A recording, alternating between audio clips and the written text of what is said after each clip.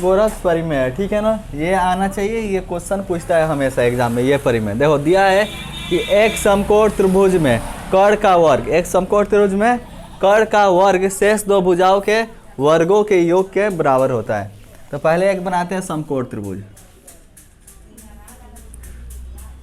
देखो मान लेते हैं कि यह एक समकोण त्रिभुज ए बी सी है, समकोण त्रिभुज ए बी सी जिसका कोण बी क्या है, समकोण है, कोण बी समकोण है।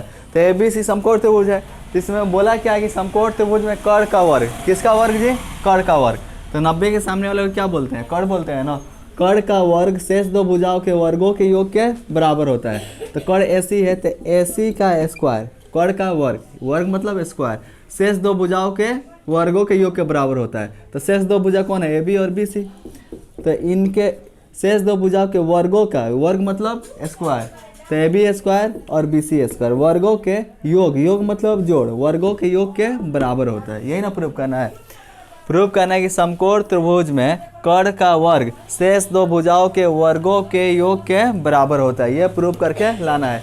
दिया क्या है कि ABC समकोण त्रिभुज है जिसका कोण B क्या है, समकोण है। यही ना दिया है। तो जो दिया है ये लिख देते हैं। दिया है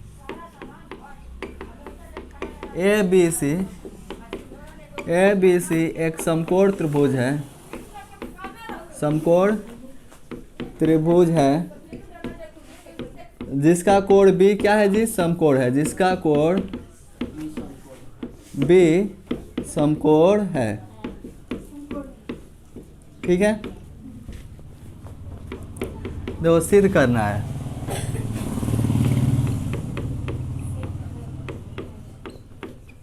सिद्ध करना है, क्या सिद्ध करना है जी, कि कर्ण का स्क्वायर शेष दो भुजाओं के वर्गों के योग के बराबर होता है, यानी AC square equal to AB square plus BC square. यह प्रूफ कहलाना है।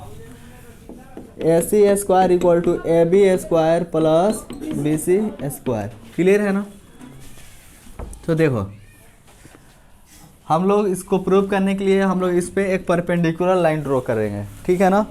मान लो कोण B से, कहाँ से जी, कोण B से AC पर एक हम लोग परपेंडिकुलर लाइन ड्रॉ कर दिए D पर, यानी BD परपेंडिकुलर AC डाला। BD किस पर परपेंडिकुलर ड्रॉ किया है, AC पर।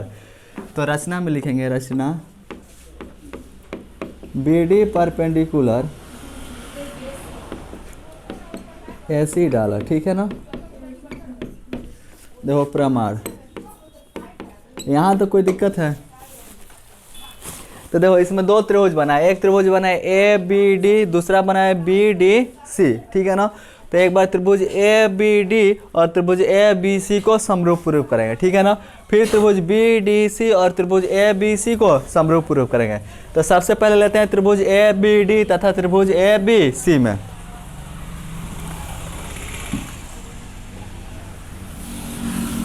देखो त्रिभुज ABD तथा त्रिभुज ABC में बताओ तो त्रिभुज ABD का ये वाला कोण, कोण ADB, त्रिभुज ABC का कोण ABC, ये भी 90, ये भी 90 है ना।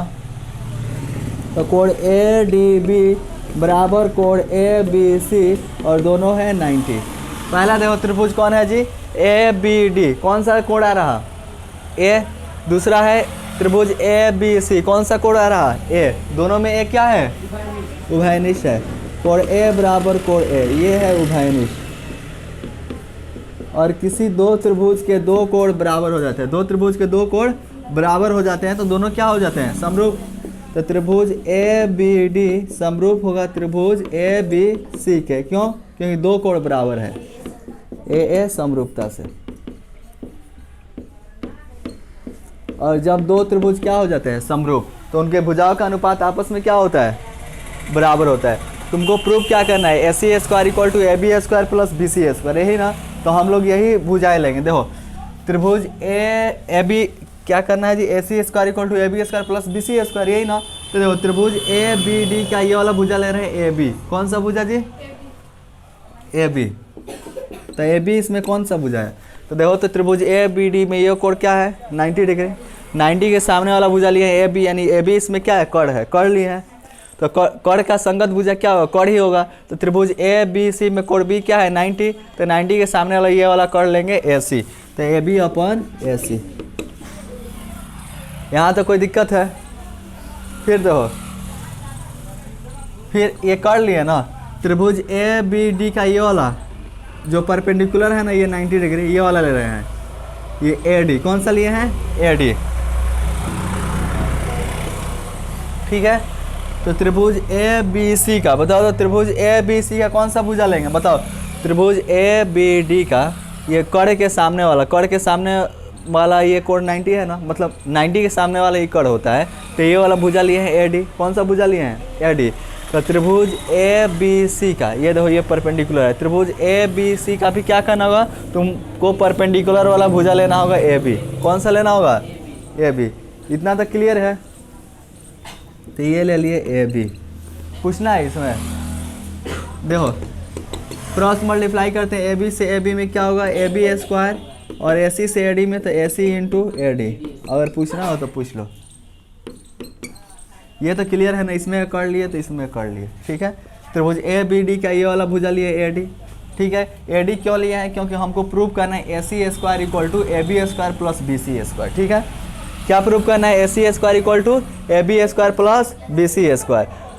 तो त्रिभुज ए बी डी का पहले तो ये कर ले लिया, फिर इसका कर ले लिया, फिर त्रिभुज ए बी डी का ये वाला देखो, ए सी में का इतना भुजा लिया है ए डी, ए सी में का ये भुजा लिया है ना ए डी, ताकि प्रूफ में लाना है ए सी स्क्वायर, इसलिए ये वाला लिए ए डी।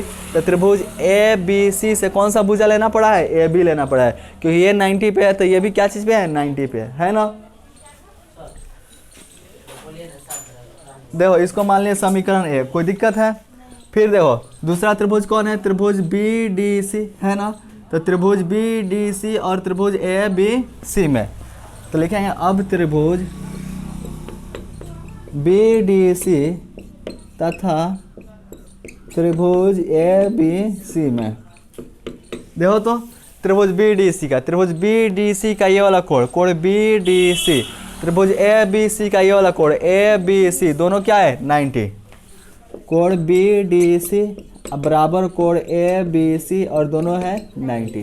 फिर देखो ये त्रिभुज बी डी सी में कौन कोण आ रहा? सी। त्रिभुज ए बी सी में भी कौन कोण आ रहा? सी। दोनों में कोण सी क्या है? उभयनिष्ठ है, तो कोण सी बराबर कोण सी उभयनिष्ठ। और किसी दो त्रिभुज में दो कोण बराबर, तो दोनों क्या होते हैं? समरूप। तो त्रिभुज बी डी सी समरूप हो गए त्रिभुज ए बी सी के, क्योंकि इनके दो कोण बराबर है ए समरूपता से। ठीक है ना, तो ए समरूपता से ये दोनों हो गए समरूप। तो जब दो त्रिभुज समरूप होते हैं तो उनके भुजाओं का अनुपात बराबर होता है, जैसे इसमें प्रूव किए हैं। तो देखो तो हम क्या कर रहे हैं कि त्रिभुज बी डी सी से ये वाला भुजा ले रहे हैं बी सी। कौन सा भुजा? बी सी, क्योंकि प्रूफ में क्या चाहिए? बी सी स्क्वायर भी चाहिए ना, तो अपने को जिस भुजा की जरूरत है वही भुजा लेंगे। ये बीच वाला का कोई ज़रूरत नहीं, तो इसको नहीं लेंगे। ठीक है, अनुपात में। तो ये वाला भुजा ले रही है बी सी। बताओ तो त्रिभुज बी डी सी में जो भुजा बी सी है वो 90 के सामने वाला भुजा है ना, और 90 के सामने वाला भुजा को क्या बोलते हैं? कड़। तो इसमें कड़ लिए हैं, तो त्रिभुज ए बी सी में भी क्या करना होगा? कड़ लेना होगा। तो 90 के सामने कौन सा है? तो ए सी है, तो कड़ ए सी ले लिए। दिक्कत है कोई? देखो प्रूफ में क्या करना है? ए सी स्क्वायर करना है ना, प्रूफ ए सी स्क्वायर। तो ए बी डी में इससे पहले आधा भुजा ले लिए हैं ए डी, लिया है ना। फिर बी डी सी में क्या करेंगे? ये वाला आधा भुजा लेंगे बी डी। कौन सा? B D. तो ये बी डी सी का जो भुजा ये सी डी है ना, बी डी सी का जो भुजा सी डी लिए हैं, ये सी डी कौन है जी? तो ये 90 पे है ना, 90 पे। तो त्रिभुज ए बी सी से, त्रिभुज ए बी सी से भी ये 90 पे जो भुजा ये लेना होगा बी सी। अब ये क्यों लिए? देखो अगर तुम बी डी सी को सीधा करते हो, इसको सीधा करते हैं, तो ए बी सी का ये वाला कोण कितना है? 90 डिग्री है ना। तो जब हम लोग इसको सीधा करते हैं तो देखो ये वाला कोण 90 है, 90 यहाँ पे आना चाहिए, और ये बी सी क्या है? एक मिनट, कुछ गलत लिया है का भुजा? एक मिनट। ये देखो बी डी सी का ये वाला भुजा सी डी लिया है ना, सी डी लिया। ठीक है, ए बी सी का ये वाला भुजा लेंगे बी सी। देखो इसको जब हम लोग सीधा करेंगे तो इस त्रिभुज का अर्थ सीधा करते हो, निकालते हो बी डी सी को इसमें से, तो सीधा करके और ऐसे लाएंगे। देखो ये वाला 90 डिग्री है, 90 डिग्री को इधर लेके आना है ना, यहाँ पे ए बी सी के सामने, तो इसको सीधा करके यहाँ पे लेके आएंगे तो ये डी यहाँ पे आ जाएगा। डी कहाँ आएगा? यहाँ पे आएगा, 90 के पास आएगा ना।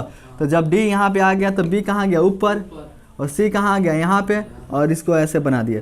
तो इसका आधार कौन हुआ? सी डी हुआ ना। इधर से देखो, तो त्रिभुज बी डी सी का कौन सा आधार लिए हैं? सी डी लिए हैं। तो त्रिभुज ए बी सी का भी आधार क्या लेना होगा? बी सी ही लेना होगा, तभी ना, क्योंकि संगत भुजा ना एक अनुपात में होता है। तो सी डी का संगत भुजा कौन हो रहा? B C. तो बी डी सी का आधार सी डी लिए हैं, तो ए बी सी का भी आधार बी सी लेना होगा। क्लियर है?